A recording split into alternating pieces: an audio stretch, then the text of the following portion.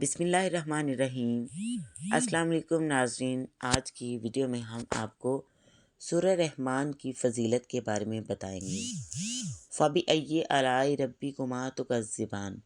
ناظرین، یہ واحد صورت ہے جس میں جنات کا بھی ذکر کیا گیا ہے۔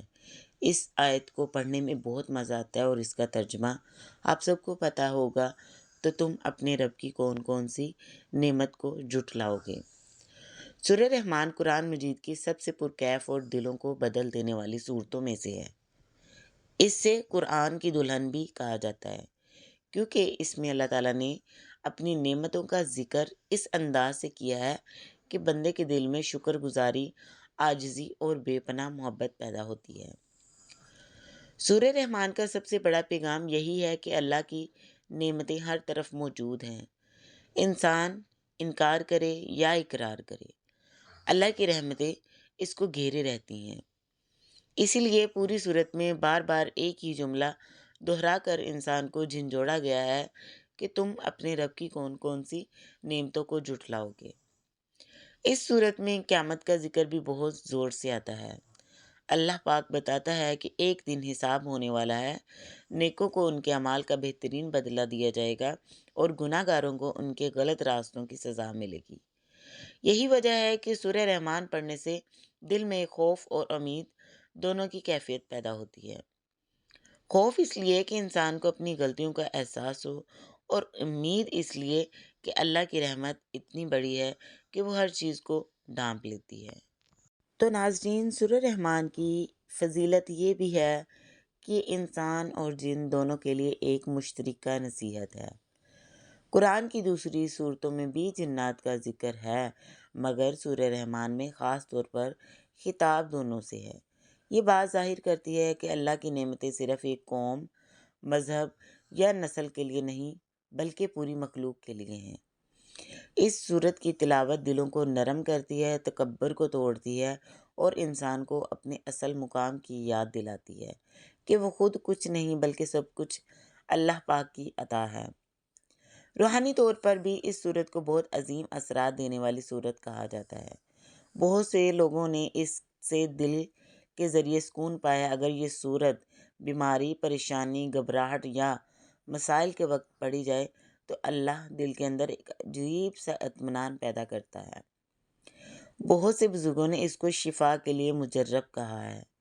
خاص طور پر رات کے وقت سورہ رحمان کی تلاوت یا سماعت دل کی بے چینی کو ختم کرتی ہے اور گھر کے ماحول میں رحمت اور برکت لاتی ہے۔